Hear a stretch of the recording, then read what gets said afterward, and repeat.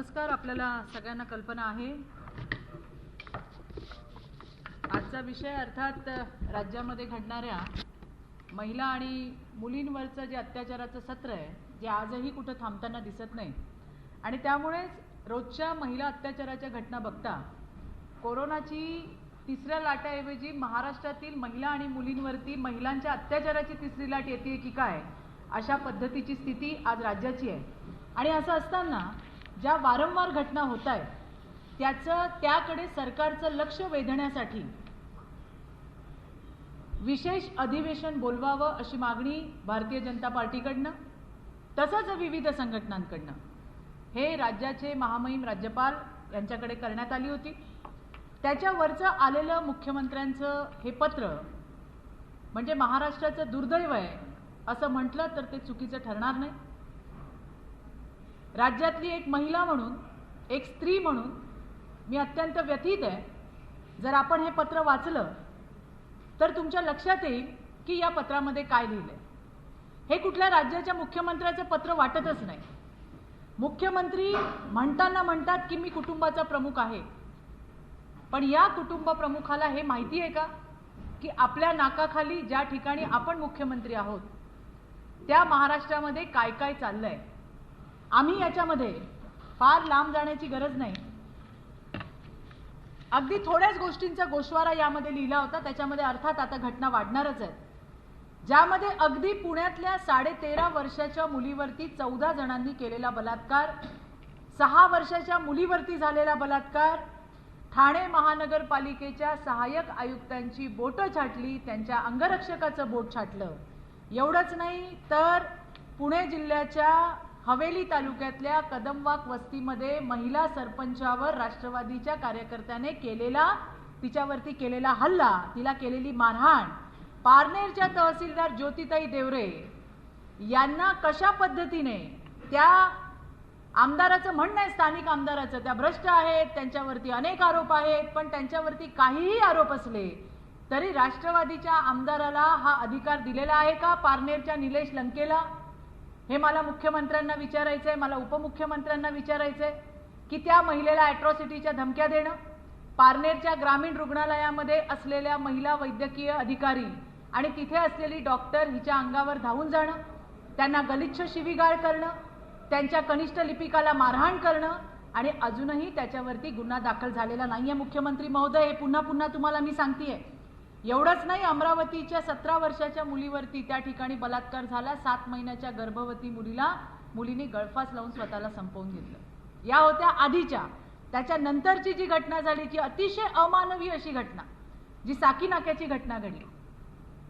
32 वर्षाच्या महिलेवरती ज्या पद्धतीने अमानवीय आणि निर्घृण अशा पद्धतीने तिच्यावरती बलात्कार झाला, तिला मारून टाकण्यात आलं, तिची हत्या करण्यात आली. मी माझ्या आयुष्यात मी अशी घटना कधीही पाहिली नव्हती. एखाद्या महिलाच्या शरीराची विटंबना मी आजपर्यंत अशी पाहिली नव्हती की जी घटना त्या ठिकाणी घडली.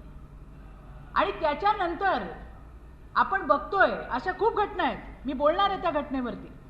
साकीनाका आणि अमरावतीची पीडिता, तिची चितेची आग थंड होत नाही तोपर्यंत लगेच आळेफाटाला अल्पवयीन मुलीवर बलात्कार. नाशिकमध्ये एक 2 व्हीलरवर जाणाऱ्या मुलीला अडवून गाडीत नेऊन तिच्यावर बलात्कार केला मुख्यमंत्री महोदय. अमरावतीमध्ये 7 वर्षाच्या मुलीवर बलात्कार, उल्हासनगरमध्ये बलात्कार, आणि हे रोज बलात्कार चालले. काल परभणीच्या सोनपेठमध्ये दिघोळ तांड्यावरची आमची एक 17 वर्षाची मुलगी, जिच्यावर तिघांनी अपहरण करून तिच्यावर तिघांनी बलात्कार केला, तिचे लचके तोडले, 8 दिवस मृत्यूशी झुंज देत होती ती, आणि काल तिने तिचा त्या ठिकाणी जीव सोडला. या घटना घडतायत. तुमचे सर्वज्ञानी म्हणतायत की हे गृह मंत्रालयाचं काम आहे ज्याच्याबद्दल मुख्यमंत्र्यांना माहिती नसते, म्हणून या सगळ्या घटनांचा गोषवारा मी तुम्हाला वाचून दाखवला की राज्यामध्ये काय काय चाललंय याची आपल्याला कल्पना आहे का. आणि या घटना रोज घडतायत. आज सुद्धा महाबळेश्वरमध्ये, माहिती घ्या होम डिपार्टमेंटकडनं, एका अल्पवयीन मुलगी, तिच्यावरती अत्याचार झाला आणि आता तिची प्रसूती झाली. आत्ताचीच घटना आहे, अगदी काही तासांपूर्वीची असेल. आणि या घटना मुख्यमंत्री महोदय रोज घडतायत राज्यामध्ये. आणि त्याच्यासाठी महिला अधिवेशन, विशेष महिला अधिवेशन बोलवण्याची मागणी केली तर त्यात गैर कुठे. तुम्ही याच्यामध्ये गोषवारा लिहिलाय, की गुजरातमध्ये किती घटना रोज होतात, कशा होतात, काय होतात, किती महिला बेपत्ता झाल्यात. तुमच्या राज्याच्या डीजींना एकदा बोलवा आणि त्यांना विचारा की या दिवसांमध्ये 363 म्हणजेच अपहरणाच्या किती घटना झाल्यात, त्याच्यातल्या किती मुलींना तुम्ही आतापर्यंत रिकव्हर केलं याची तुम्ही माहिती घ्या. दुसऱ्यांवर टीका जरूर करा मुख्यमंत्री महोदय, पण तुम्ही राज्याचे प्रमुख आहात, तुम्ही कुटुंबाचे प्रमुख आहात. तुम्ही याच्यामध्ये लिहिलंय, याच्यातली शेवटची ओळ ही फार महत्वाची आहे.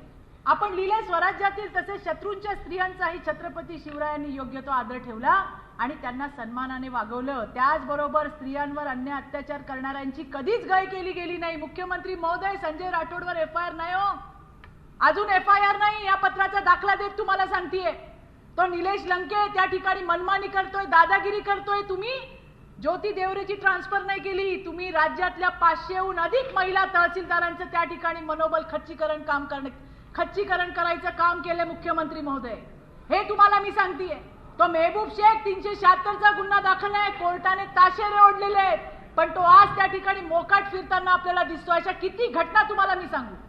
आणि हे सगळं त्याच तुम्ही शिवछत्रपती शिवाजी महाराजांचं नाव घेऊन जे तुम्ही लिहिलेलं आहे, महाराज असते तर तुम्हाला ढकलून दिलं असतं या सरकारला.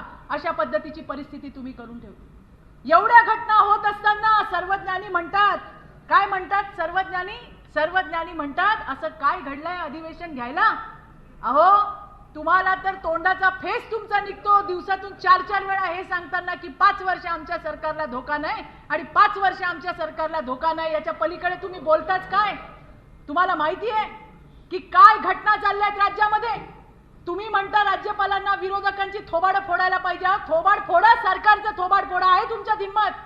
आज इतक्या घटना होत असताना सुद्धा शंडासारखं हे सरकार बसलेलं असं म्हटलं तर चुकीचं ठरणार नाही. कसल्या गमजा मारता. महिला सक्षमीकरण आणि सशक्तीकरण हे फक्त आणि फक्त या सरकारच्या घोषणांमध्ये बाकी राहिलंय. सांगा, उत्तर द्या. इतक्या घटना आम्ही तुम्हाला सांगितल्या, काय केलं हो तुम्ही. अहो, जोपर्यंत या राज्यातली बाई, या राज्यातली मुलगी मरत नाही, तिला मारून टाकलं जात नाही, ती आत्महत्या करत नाही, तोपर्यंत तुम्हाला जाग येत नाही हो. आणि तुम्ही असं विचारता की अधिवेशनाची गरज काय. हे बोलणाऱ्यालाच लाज वाटली पाहिजे. मला आज तुम्हाला हे सांगायचंय की ज्या गोष्टींचा इथं गोषवारा दिला गेला, यामध्ये सगळ्यात पहिल्यांदा तर साकीनाकाची घटना अतिशय निर्घृण आणि अमानवीय अशा पद्धतीने त्या महिलेचा अंत झाला. मी आजही याच्यावरती ठाम आहे की हे एका माणसाचं काम असू शकत नाही. आज आम्ही गृहमंत्र्यांची भेट घेतली आणि त्यांना सुद्धा आम्ही हेच सांगितलं की हे एका नराधमाचं काम असू शकत नाही. याच्यामध्ये एक पेक्षा अधिक लोक इन्व्हॉल्व असले पाहिजे आणि त्याची त्या ठिकाणी पोलिसांनी तपास यंत्रणा त्या ठिकाणी आणखीन मजबूत करायला पाहिजे. ताबडतोब एक बाई मेली राज्यातली आणि मग सरकार खडबडून जागा झालं आणि मग सगळे पोलीस आले, मग सगळे अधिकारी आले आणि मग त्यांचं मंथन झालं. मुंबई पोलिसांनी तात्काळ 11 पॉइंटचे मुद्दे बनवले. काय असायला हवं मुंबईमध्ये आणि आम्ही काय कटिबद्ध आहोत ती सुद्धा जनतेच्या डोळ्यातली धूळफेक आहे. नगराळे साहेब, मला तुम्हाला सांगायचंय, ज्या रेल्वे पोलिसांची मदत घेऊन तुम्ही त्या ठिकाणी आम्ही आता आणखी महिलांसाठी बंदोबस्त वाढवणार म्हणून सांगताय, त्या GRPची स्वतःची स्ट्रेंथ फक्त 3800. 3800 हे त्यांच्याकडे मनुष्यबळ आहे, जे कमी आहे. स्वतः GRP कमिशनरनी किमान 8 ते 10 वेळा महाराष्ट्राच्या पोलीस महासंचालकांना, मुंबईच्या पोलीस कमिशनरना, गृहमंत्र्यांना पत्र दिलेली आहेत, ज्याच्यावर आत्ता या क्षणापर्यंत कुठली कारवाई नाही. गृहमंत्री म्हणतात, चित्राताई आम्ही 2000 अलॉट केलेत. त्यांना म्हटलं नक्की केलेत गृहमंत्री महोदय, पण ते फक्त पेपरवरती आहेत, ते प्रत्यक्षात नाहीत. अजून काहींनी मरायला पाहिजे, अजून काही बायकांचे मुर्दे पडले पाहिजे, तेव्हा हे सरकार जागं होईल. असं सध्या या सरकारमध्ये चाललंय आणि त्याच्यामुळे मुंबई पोलिसांची ही प्रेस नोट किंवा हे सर्क्युलर म्हणजे मुंबईतल्या जनतेच्या डोळ्याच्या समोर डोळ्यात केलेली धूळफेक आहे. सांगावं नगराळेंनी, सांगावं गृहमंत्र्यांनी, सांगावं पोलीस महासंचालकांनी की रेल्वे पोलिसांनी मागणी करत असलेल्या होमगार्ड्सची आपण पूर्तता केली आहे का, आणि केली असेल तर ते होमगार्ड्स का दिसत नाहीत आम्हालाही आणि GRPच्या कमिशनर नाही. दुसरी गोष्ट, ज्या काही गोष्टींचा उहापोह मुख्यमंत्र्यांनी पार गुजरातची आकडेवारी दिलेली आहे, मला त्यांना सांगायचंय, अहो, महिला अत्याचाराला आणि मुलींच्या अत्याचाराला वेगवेगळ्या प्रदेशामध्ये वाटणारे तुम्ही कोण? कोणी अधिकार दिला तुम्हाला? महिला आणि मुलींवरचे अत्याचार हा राजकारणाचा विषय असूच शकत नाही, पण तुम्ही त्याच्यामध्ये राजकारण केलं. तुम्ही आकडेवारी देताय. तुम्ही काय स्पर्धा लावली आहे की कुठल्या राज्यामध्ये जास्त महिलांचा बळी जातोय, कुठल्या प्रदेशामध्ये कुठल्या मुलींवरती जास्त अत्याचार होत आहेत? अशा पद्धतीने कुटुंब प्रमुखाची भूमिका असते का मुख्यमंत्री महोदय? मला तर दाट संशय आहे की हे जे पत्र कोणी ज्यांनी ड्राफ्ट करून त्यांना दिलंय, किमान त्यांनी ते वाचलंय तरी का? किमान त्यांनी ते वाचलंय तरी का याची मला दाट संशय आहे. मुख्यमंत्री महोदय, कुटुंब प्रमुख असा नसतो. अहो, या देशातल्या प्रत्येक घटना, प्रत्येक प्रदेशामध्ये घडणारी घटना ही अतिशय वेदनादायी आहे, दुःखदायी आहे. पण ज्या महाराष्ट्रामध्ये आम्ही राहतो, ज्या ठिकाणी आमची ही कर्मभूमी, आमची नाळ या ठिकाणी पुरली आहे, एकदा नाही 100 वेळा प्रश्न विचारू तुम्हाला, आणि सत्ताधारी म्हणून तुम्हाला त्या प्रश्नांची उत्तरं द्यावी लागतील. तुम्ही इतर प्रदेशांचं काय सांगताय? ज्या ठिकाणी तुम्ही मुख्यमंत्री आहात, तुमच्या नाकाखाली काय चाललंय याची तुम्हाला कल्पना आहे? फास्ट ट्रॅकचं नाव सांगता एखादी घटना झाली की सरकारने आता सोल्युशन काढलेलं आहे, लोकांना सांगून टाकायचं काय, फास्ट ट्रॅक कोर्टमध्ये आम्ही ही आता केस लढवणार आहोत. तुम्हाला माहिती आहे मुख्यमंत्री महोदय, फास्ट ट्रॅक कोर्टमध्ये किती केसेस पेंडिंग आहे? तुम्हाला माहिती आहे मुख्यमंत्री महोदय की फास्ट ट्रॅकमध्ये किती केसेस सॉल्व्ह झालेल्या आहेत? तुम्हाला हे माहिती आहे मुख्यमंत्री महोदय महाराष्ट्राचा कन्व्हिक्शन रेट काय आहे? नसेल तर गृह मंत्रालयाकडनं माहिती करून घ्या आणि मग तुम्ही आमच्याशी बोलायला या. तुम्हाला मी आज आकडे सांगते. फास्ट ट्रॅक कोर्टमध्ये 1,68,231 केसेस आहेत. त्याच्यामधल्या 5,119 या केसेस सॉल्व्ह झालेल्या आहेत आणि आजतागायत 1,63,112 फास्ट ट्रॅकमध्ये केसेस पेंडिंग आहेत. मुख्यमंत्री महोदय, याच्यामध्ये आता 113 करून टाका, कारण परवा तुम्ही साकी नाक्याच्या याच्यात सांगितलं की आता आम्ही ही केस फास्ट ट्रॅकमध्ये घेतोय. का लोकांना खोटं बोल, म्हणजे लोकांना वेडं बनवायचं काम करताय? वेडं बनवायचं काम करताय. एका बाईचा जीव गेलाय, लिहून पाठवताय 20 लाखाचं आर्थिक सहाय्य केलं. काय मेहरबानी केली? मेहरबानी केली तुम्ही? या राज्यातल्या प्रत्येक घटकाचं रक्षण करणं हे मुख्यमंत्र्याचं दायित्व आहे, सरकारचं दायित्व आहे. आणि त्याच्यामुळे तुमच्या हलगर्जीपणामुळे असे जीव जात आहे. सरकार कुणाचंही असू दे, पण त्या वेळेला सरकार काय भूमिका घेतं महिलांच्या अत्याचारावर हे बघणं महत्वाचं असतं. तुम्ही आल्यापासनं या बलात्काऱ्यांना राजाश्रय द्यायचं काम, या बलात्काऱ्यांना अभय देण्याचं काम आणि या बलात्काऱ्यांना शक्ती देण्याचं काम केलंय. आणि त्याची परिणिती आहे की राज्यातल्या विकृतांचं मनोबल तुम्ही या ठिकाणी मुख्यमंत्री महोदय वाढवलेलं आहे. कन्व्हिक्शन रेट महाराष्ट्राचा सांगू तुम्हाला, महाराष्ट्राचा कन्व्हिक्शन रेट आहे फक्त 13.2, 13.2. आणि ज्या उत्तर प्रदेशच्या नावाने तुम्ही गळे काढता मुख्यमंत्री महोदय, तिथला कन्व्हिक्शन रेट आहे 55.2. इथं मला तुलना करायची नाहीये, कुठेही असू दे, वाईटच. पण ज्या पद्धतीने तुम्ही इथे इतर राज्यांचा जो गोषवारा त्या ठिकाणी मांडलाय, त्यामुळे मला तुम्हाला या सगळ्याची आकडेवारी सांगावी लागते. आणखी मुख्यमंत्री महोदय, तुम्हाला मला हेही सांगायचंय, NCRBचा जो रिपोर्ट आलाय त्या पहिल्या टॉप 5 मध्ये महाराष्ट्र आहे आणि ते सुद्धा आपल्याच कार्यकाळात झालंय, हेही मला तुम्हाला आठवण करून द्यायची आहे. आणि त्यामुळे या ज्या काही घटना राज्यामध्ये चाललेल्या आहेत, तुम्हाला जर असं वाटत असेल की विरोधी पक्षाने यावर बोलूच नये, तर असं होणार नाही. आम्ही बोलणार, एकदा नाही 100 वेळा बोलणार. कायदा आणि सुव्यवस्थेचे इतके वाईट धिंडवडे निघालेले आम्ही आजपर्यंत कधीच बघितले नाही, जे आम्ही आत्ताच्या राज्यामध्ये बघतोय. आणि यासाठीच SC ST अॅट्रॉसिटी प्रमाणे वुमन अॅट्रॉसिटी आयडेंटिफाय व्हाव्या. मग त्याच्यामध्ये 498A येईल, 376 येईल, 509 येईल, 354 येईल. एक्सपर्ट बसवा. सरकार काही करू शकतं, सरकारला कुठली गोष्ट अशक्य नाहीये. त्यामुळे तुम्ही एक्सपर्ट्स बसवा आणि वुमन अॅट्रॉसिटीज आयडेंटिफाय करा. SC ST अॅट्रॉसिटी प्रमाणेच वुमन अॅट्रॉसिटीला अँटिसिपेटरी बेल हा बार असला पाहिजे. त्याच्यासाठी स्पेशल कोर्ट्स आहेत, तसे वुमन अॅट्रॉसिटीला असले पाहिजे. टाइम बाउंडिंग आहे, सेशन कोर्ट असेल, हाय कोर्ट असेल, त्या पद्धतीने वुमन ॲट्रॉसिटीला असलं पाहिजे. आज या सगळ्या गोष्टी मी गृहमंत्र्यांशी बोलले आणि त्यांना हे सांगितलं. ते म्हणले की मी याच्यावरती लक्ष घालतो आणि मी बघतो, असं त्यांचं मला उत्तर होतं. बघूयात ते काय करतायत. पण ज्या पद्धतीने भाषा केली जाते की हे अधिवेशन कोणासाठी, काय गरज आहे या गोष्टींची, त्यांच्या तर खरोखरच थोबाड फोडावं असं वाटतंय. आणि थोबाड फोडायची भाषा तुम्ही विरोधकांना करता. असेल हिंमत तर सरकारचं थोबाड फोडा.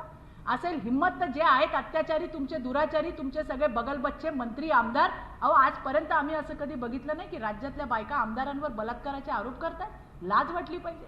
आणि तुम्ही म्हणता ही शिवशाही आहे. ही शिवशाही नाही आहे, ही मोगलाई आहे. आणि असं म्हटलं तर ते अजिबात चुकीचं ठरणार नाही, अजिबात चुकीचं ठरणार नाही. आणि म्हणूनच काल या मुख्यमंत्र्यांच्या पत्राचं सुद्धा आम्ही मंत्रालयाच्या गेटसमोर दहन केलेलं आहे. हा आजचा विषय होता. या संदर्भामध्ये आपल्याला जर काही प्रश्न असतील तर आपण विचारू शकता.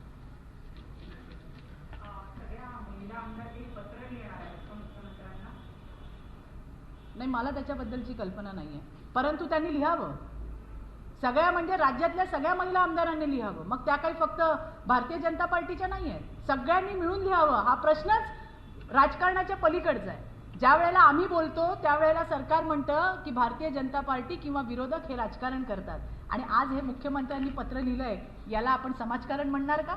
याचं उत्तर सुद्धा त्यांनी द्यायचं आहे आम्हाला.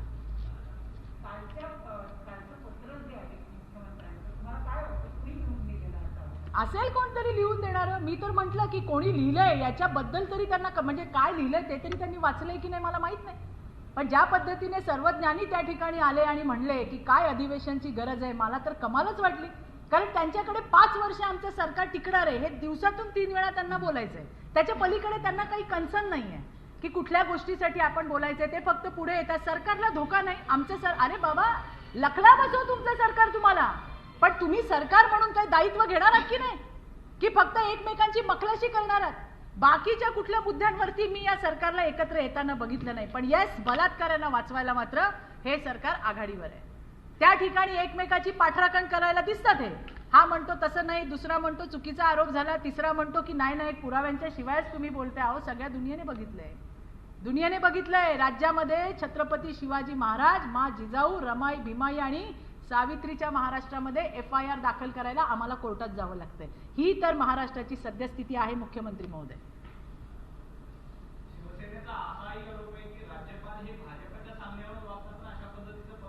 अहो घटनात्मक आहे ते.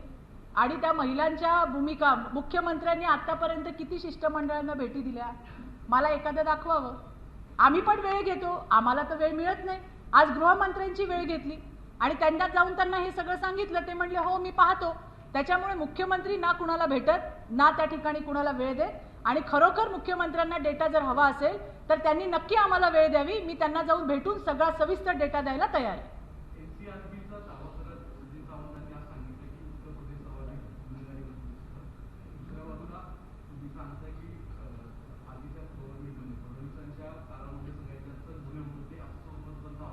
अहो सरकार कोणाचं पण असू दे, माझा हा आजही दावा नाहीये की उद्या भाजपचं सरकार आल्यावर सगळं बंद होणार आहे. पण ज्या वेळेला अशा घटना होतात त्यावेळेला सरकार म्हणून सरकार काय भूमिका घेतं हे महत्त्वाचं आहे की नाही. आणि या सरकारने काय केलंय आपण मागच्या फेब्रुवारीपासून आपण पाहतोय. मग तो संजय राठोड असेल, मग तो निलेश लंके असेल, मग तो मेहबूब शेख असेल, अशी किती नावं तुम्हाला मी सांगू, किती आमदार सांगू. हे लोक धार्जिणं सरकार नाहीये. हे त्यांचे मंत्री, आमदार आणि त्यांच्या बगलबच्च्यांचं धार्जिणं सरकार आहे. आणि त्याच्यामुळेच या विकृतांची या ठिकाणी मनोबल वाढताना आपल्याला दिसलंय. महाराष्ट्र टॉप 5 मध्ये NCRBच्या. नसेल माहिती तर माहिती घ्या. आणि तरी तुम्हाला आणखी माहिती असेल मुख्यमंत्री महोदय, आम्हाला वेळ द्या, आम्ही यायला तयार आहोत.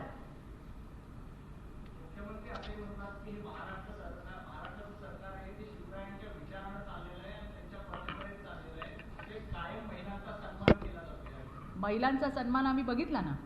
महिला सरपंचाला जाऊन तिथं थोबाडात मारणं, महिला तहसीलदार तिला ॲट्रॉसिटीच्या धमक्या देणं, महिला वैद्यकीय अधिकारी त्यांना गलिच्छ शिवीगाळ करणं, त्यांच्या अंगावर धावून जाणं आणि त्यांच्या लिपिकांना मारहाण केलं, हे आम्ही सगळं बघतोय. त्या महिला आपल्या बिचाऱ्या कर्तव्यावरती होत्या, त्यांची बोटं छाटली. शिवाजी महाराजांनी तर शाहिस्तेखानाची बोटं छाटली होती. हे कोणाची छाटतायत किंवा हे काय करतायत? आणि त्याच्यामुळे शिवाजी महाराजांचं नाव घेण्याचा यांना काडीचा सुद्धा अधिकार नाही. मी आजही सांगतेय, महाराज असते तर यांना कडेलोट केला असता यांचा. फक्त महाराजांचं नाव वापरतायत, शिवशाही तर अजिबातच नाही. रोज महिला मुली नागवल्या जात आहेत आणि ज्या पद्धतीने उठून पुन्हा आम्हालाच प्रश्न विचारतायत की अधिवेशनाची गरज काय, हे तर अतिशय दुर्दैवी आहे, अतिशय दुर्दैवी. मुख्यमंत्री आपल्या पक्षाचे असतील किंवा मित्र पक्ष असतील यांच्यामध्ये ते गुन्हे झालेले आहेत, त्यांची नाराजी ओढू नये म्हणून कारवाई करताना असू शकेल, असू शकेल, काही असू शकेल, पण कायदा सगळ्यांना सारखा आहे ना, कायदा सगळ्यांना सारखा आहे. सगळा पोलीस फौजफाटा अशा पद्धतीने या सत्ताधाऱ्यांच्या दावणीला बांधल्यासारखं फिरतं आणि त्याच्यामुळेच गुन्हे दाखल होत नाहीयेत. तुम्ही बघा अवस्था काय आहे राज्यामध्ये. किती तुम्हाला सांगू, रोजचे फोन आहेत, रोजचे फोन आहेत, रोजचे फोन आहेत, FIRs होत नाही. 363च्या केसेस किती वाढल्यात, माझ्याकडे पत्र पडले, तुम्ही या प्रेस झाल्यानंतर तुम्हाला मी ती दाखवते की आमची मुलगी इकडून निघून गेली, तिकडून निघून गेली, पोलिसांचा काहीच आम्हाला उत्तर सुद्धा देत नाही. अशा किती घटना सांगू तुम्हाला. आणि त्याच्यामुळे कुटुंब प्रमुख म्हणून जी जबाबदारी मुख्यमंत्र्यांनी त्या ठिकाणी निभवायला पाहिजे ते निभवत नाहीयेत. आणि काल तर सर्वज्ञांनी हेच म्हणले की गृह मंत्रालयात काय चालतं हेच मुख्यमंत्र्यांना माहीत नाही आणि त्याच्यामुळे आम्ही रोज ट्विट पण करतोय. माझ्या तर सगळ्या ट्विटला आम्ही CMO महाराष्ट्रांना टॅग करत असतो. माहीत नाही ते पाहतात की नाही पाहतात, पण जे कोणी या प्रेसच्या माध्यमातून सांगते, जे कोण मुख्यमंत्र्यांचं ट्विटर हँडल त्या ठिकाणी हँडल करतायत, त्यांनी कृपया हे ट्विट जे आहेत ते मुख्यमंत्र्यांना दाखवावे. किमान रोजचा रेशिओ तर त्यांना कळेल की रोज काय काय होतंय आणि कुठे कुठे होतंय ते.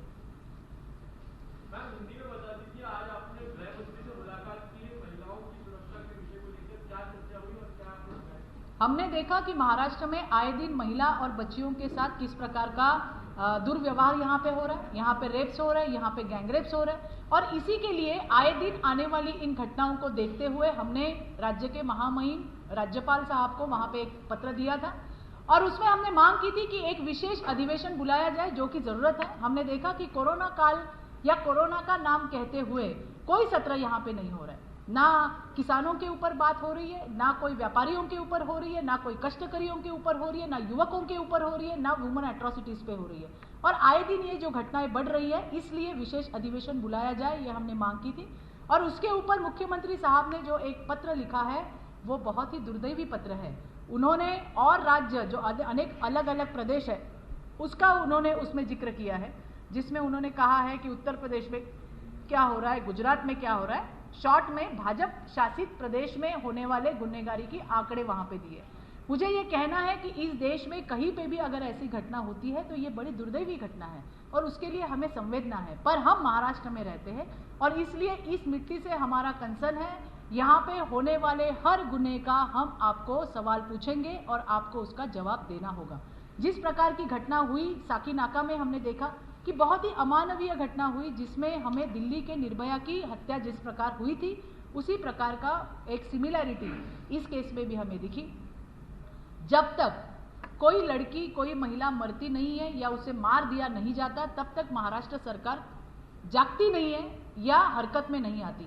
हमने देखा कि किस प्रकार से साकीनाका की केस हुई, तुरंत मुख्यमंत्री महोदय जी ने कहा कि हम फास्ट ट्रैक में ये केस डाल देंगे. तुरंत मुंबई के पुलिस कमिश्नर साहब ने एक जो है लेटर लिखा और उसमें 11 पॉइंट्स लिखे, जिसमें यह भी लिखा गया कि हम रेलवे पुलिस की मदद लेके, हालांकि रेलवे पुलिस की अपनी स्ट्रेंथ सिर्फ 3800 है और वहाँ के GRP के कमिश्नर 8 से 10 खत जो है वो DGP, Mumbai CP, home minister, इनको लिख चुके हैं कि हमें और लोगों की ज़रूरत है. आज मैंने गृह मंत्री साहब से ये सवाल पूछा, उन्होंने कहा कि हमने 2000 होमगार्ड रेलवे को दिए हैं, लेकिन मैंने भी उनसे यही कहा कि शायद दिए हैं लेकिन वो कागज़ पे ही है, क्योंकि अभी GRP कमिश्नर से बात हुई है, अभी तक उनके पास इस प्रकार का कोई मनुष्यबल नहीं पहुंचा है. मतलब मुंबई के लोगों के आंखों में धूल झोंकने का काम ये उस वहाँ पे मुंबई पुलिस ने किया है. जिस फास्ट ट्रैक कोर्ट की बात हमारे मुख्यमंत्री महोदय करते हैं, मैं आपको ये बताना चाहूँगी कि फास्ट ट्रैक कोर्स में अभी तक 1,68,231 ये टोटल केसेस है, जिसमें सॉल्व केसेस सिर्फ 5,119 और पेंडिंग केसेस 1,63,112, उसमें साकीनाका की आप एक मिला लीजिए तो 113 हो गई.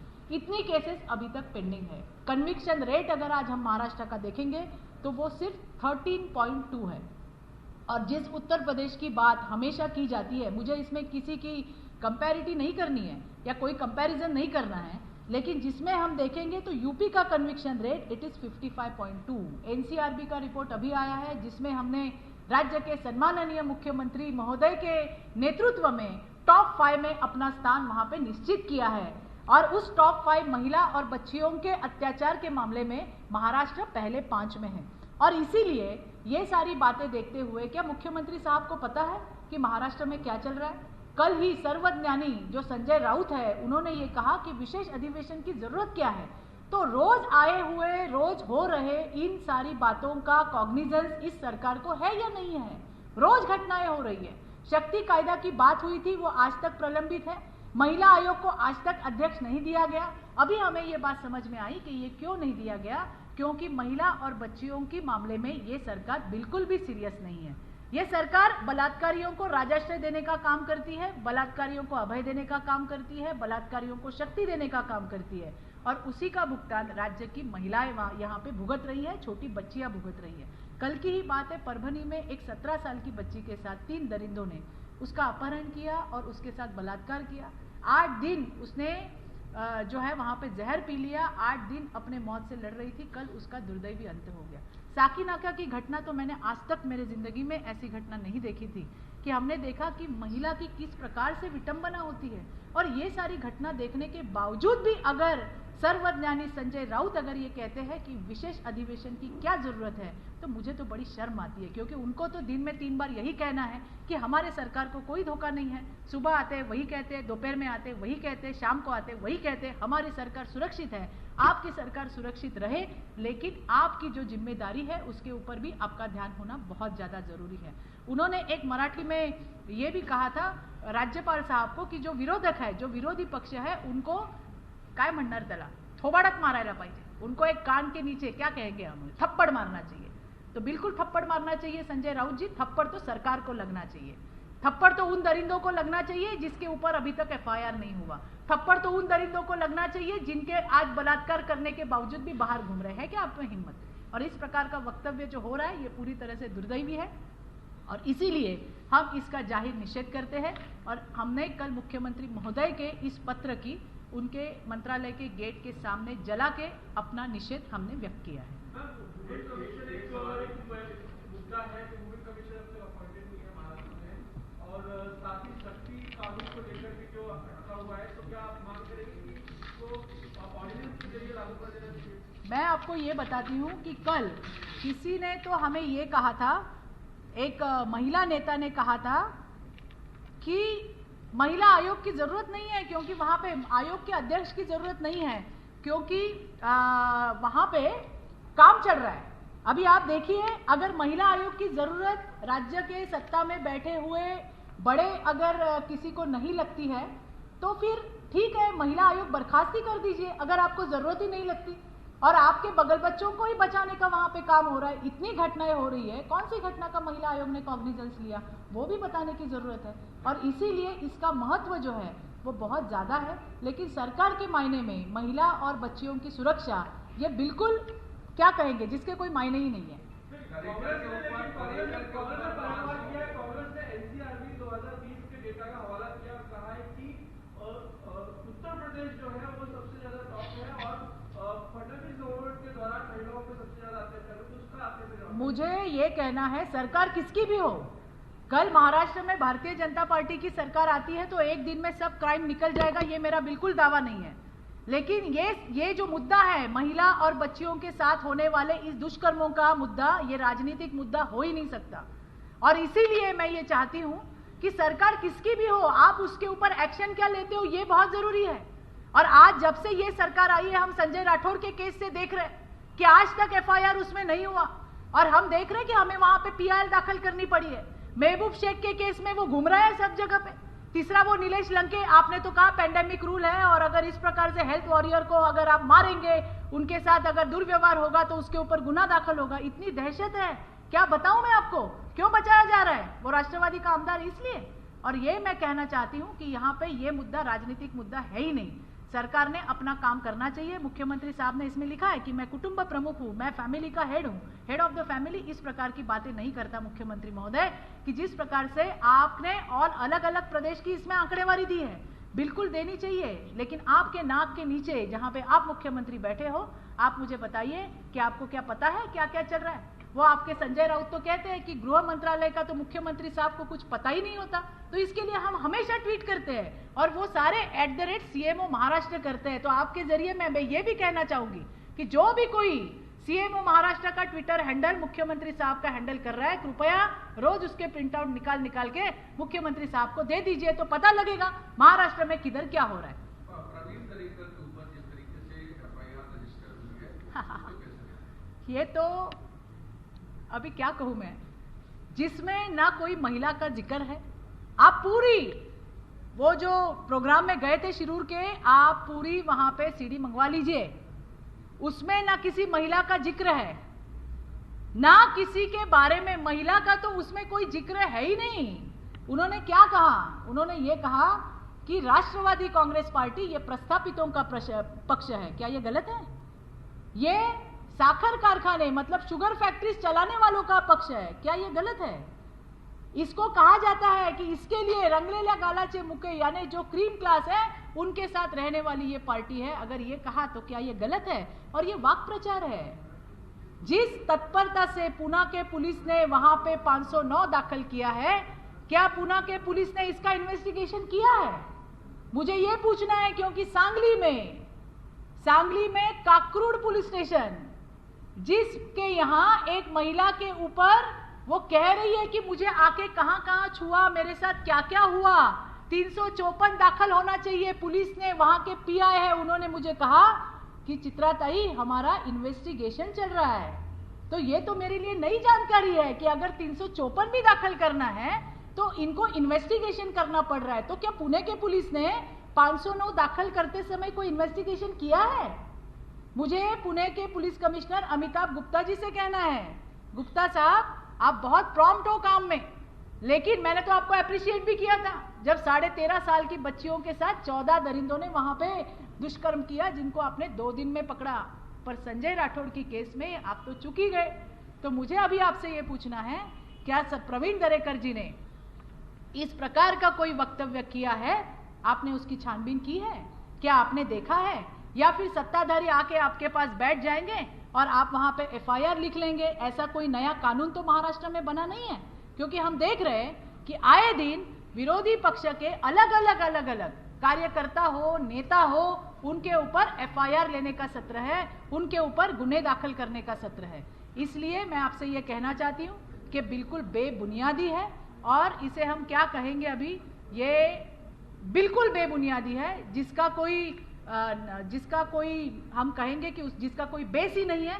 और ऐसे बेस पे पुणे के पुलिस ने जो 509 का गुना दाखिल किया है, मैं अमिताभ गुप्ता जी से फोन करके ये पूछने वाली हूँ, क्या आपने वो पूरी सीढ़ी या वो पूरा वाकिया या वो पूरा भाषण सुना, या फिर सत्ताधारी पार्टी के लोग आपके सामने आके बैठेंगे और आप वहां पे FIR लेंगे? अहो, ज्या गोष्टीला शेंडा नाही, बुडखा नाही, निव्वळ मूर्खपणा, निव्वळ बावळटपणा आहे। राजे उमाजीच्या जयंतीला गेलेले प्रवीण दरेकर काय म्हणले? ते म्हणले राष्ट्रवादी हा प्रस्थापितांचा पक्ष। खोटं आहे का? साखर सम्राटांचा पक्ष। खोटं आहे का? रंगलेल्या गालांचे मुके घेणारे प्रश्न। पण राष्ट्रवादीला ते बायकांचेच गाल असं कसं काय वाटावं? मला तर कमालच वाटली। वाक्प्रचार आहे मराठीचा, शिकून घ्या। पुणेकरांना जास्त मराठी चांगली येते मुंबईवाल्यांपेक्षा, आणि त्याच्यामुळे आणि पोलीस पण मला कमाल वाटली। अहो गुप्ता साहेब, तुम्ही ती CD ऐकली का? ते भाषण ऐकलं का? नसेल तर मी पाठवते तुम्हाला। काय बोलले दरेकर? कुठल्या बाईचा सुद्धा संदर्भ नाही, आणि सुरेखा ताईंचा तर नाहीच नाही। त्यांना तर शुभेच्छा आहेत आमच्या मनापासून, नवीन एका क्षेत्रामध्ये ते आल्या आहेत आणि त्यांना मनापासूनच्या शुभेच्छा आहेत।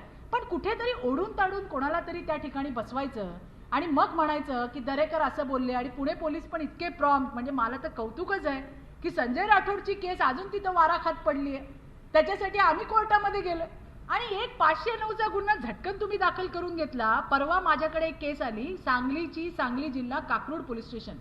एक महिला सांगते की माझ्यासोबत कशा पद्धतीने माझा विनयभंग झाला, मला जे काही तिने झालं लिहून दिलं आहे। पोलीस म्हणतात आम्ही त्याचं इन्व्हेस्टिगेशन करतोय। मग पुणे पोलिसांनी दरेकरांच्या सीडीचं इन्व्हेस्टिगेशन केलंय का? भाषण ऐकलंय का? आणि त्याच्यामध्ये कुठल्या बाईचा संदर्भ आहे का? त्याच्यामध्ये बाईचा सुद्धा नसताना निव्वळ कोणीतरी बावळटपणा करायचा आणि पोलीस स्टेशनला जाऊन बसायचं आणि पोलिसांनी 509 दाखल करायचा हरकत नाही। त्यालाही उत्तर देऊ आम्ही. पण कशा पद्धतीने पोलीस वेठीला आपल्या बांधून ठेवलेले आहेत सत्ताधाऱ्यांनी, हे याच्यावरनं दिसतं. इतके होतात, इतक्या घटना होतात, इतक्या घटना होतात, याचा कॉग्निझन्स का घेतला जात नाही? का घेतला जात नाही? बलात्कार, सामूहिक बलात्कार याच्याकडे लक्ष नाही.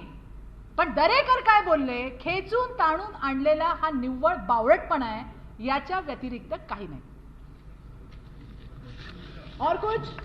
Thank you. आई भवानीचा गजर म्हणजे झी 24